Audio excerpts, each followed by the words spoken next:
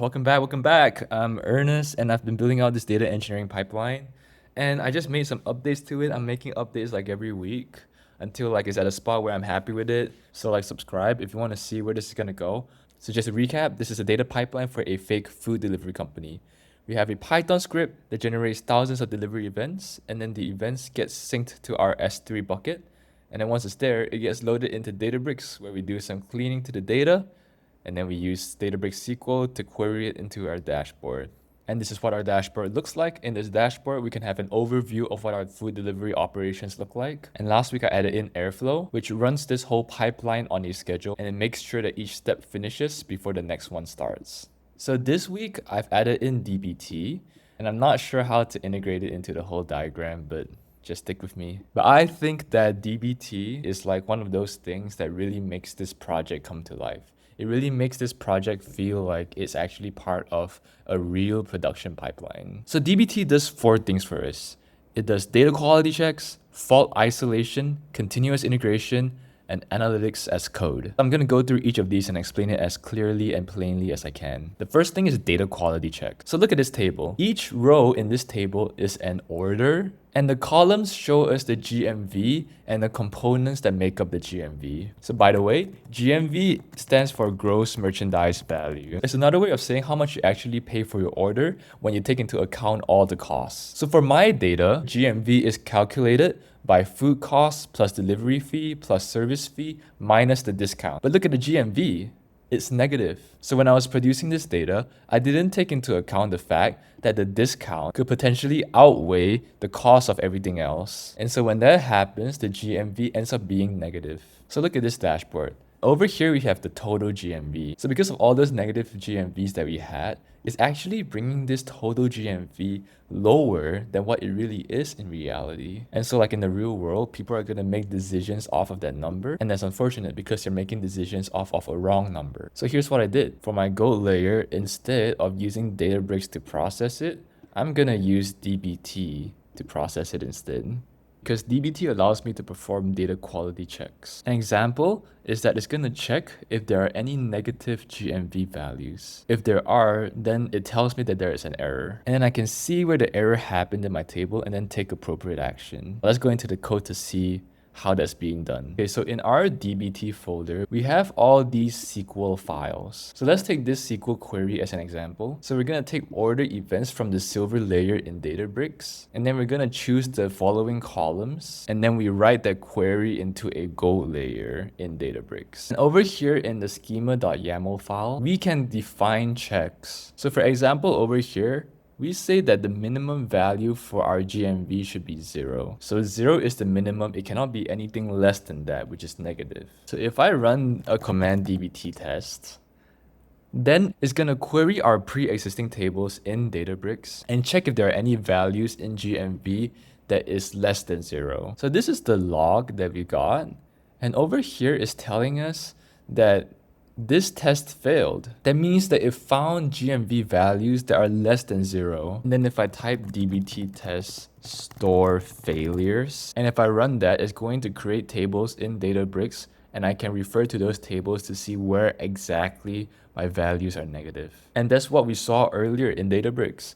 So look, it created a schema, go dbt test audit, and it created tables for each of the tests that I implemented. So I implemented quite a number of tests, but the one I want to focus on is GMV less than 0. And so when I query that table, it shows me all of the rows where GMV is less than 0. So that makes debugging extremely easy. And it's hard to overstate how big of a help this is. Let me tell you a scenario at work. The data that we work with is very corrupt and very messy. And the problem is, although we identify where the data is corrupt and we identify how to deal with it, there's just too many types of corrupt data. So for example, one type could be negative values. Another type could be IDs not joining to anything. Another type could be getting a date that doesn't make sense. For example, we get a day where the year is 2099, just like a lot more. So the problem is that we identify them, but because there is so many types of errors, We find it hard to remember everything, and then we kind of forget about the errors that we're supposed to keep track of.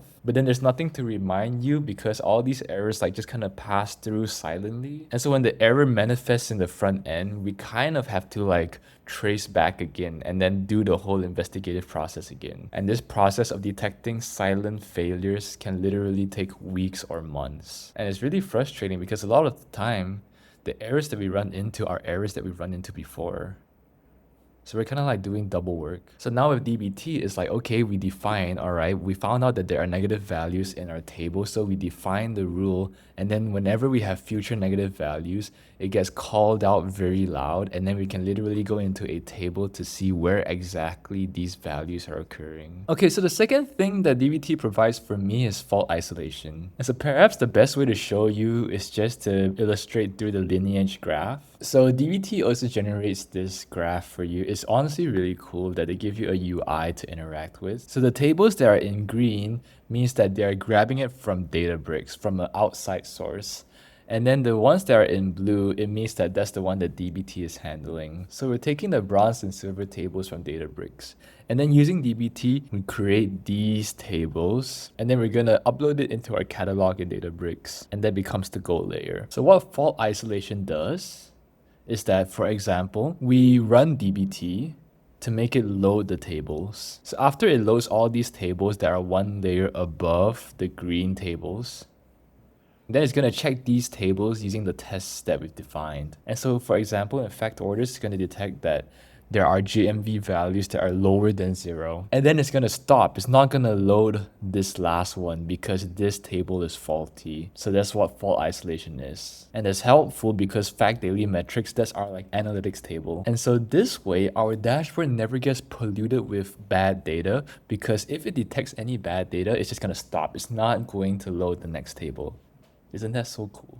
So that's fault isolation. Next up is continuous integration. And this one is cool to me because I saw the product of continuous integration, but I never really knew what was going on behind the scenes. And so being able to build this out for myself just gave me such an immense appreciation for what the data engineering team in my previous job did. Okay, so we're gonna use this for illustration, and I want you to imagine a team that has data engineers and data consumers. So data engineers typically are responsible for these tables, the bronze, silver, and gold tables. In our case, we also built out like this additional gold table. So this is a gold table and it's used for our dashboard. But then in our team, we also have data consumers. So think about data analysts or business analysts or like AI engineers. Okay, so let's take, for example, like a data analyst. He needs to query his own data to build out like a dashboard. So he's gonna build out his own custom table. So he's gonna write out his own custom query. And he's gonna go into VS Code or whatever IDE that he has. And he's gonna have this entire code base with him, but he's gonna create like his own separate branch. And then he's gonna create like a new file, a new SQL file, and then he's gonna put in his query. Then he's gonna push the changes into his branch in GitHub, and then he's gonna initiate a pull request to have the SQL model merged with the main code base so that during the next refresh, his table gets generated, and then it appears in whatever catalog that they're using. So in this case, it's gonna appear in Databricks Unity catalog. And so here's the cool part. When the data analyst creates a pull request, we can configure it so that GitHub performs all these DBT tests that we have set up. And so it will make sure that this new query that the analyst created is valid and it doesn't like mess with our pre-existing tables in the catalog, because you never just want to run untested code on your catalog. So this is kind of what that looks like in GitHub. So imagine like this is the data analyst. He just initiated a pull request. And so GitHub is going to run this DBT build test that we have defined. And then only when this has passed, then it will give you the option to merge it with the main branch. But if this test did not pass, it'll tell you to fix it first before trying a new pull request. So that's what continuous integration does. Like once we've set up this whole DBT system, other data analysts or business analysts can create their own custom tables and then attempt to create their own pull requests. And if they get denied, then they can figure out like, okay, like what's wrong here? Like what's wrong with my SQL query? It's just kind of like a self-serve thing. They can just figure it out themselves. So to illustrate, you have the main branch in your GitHub.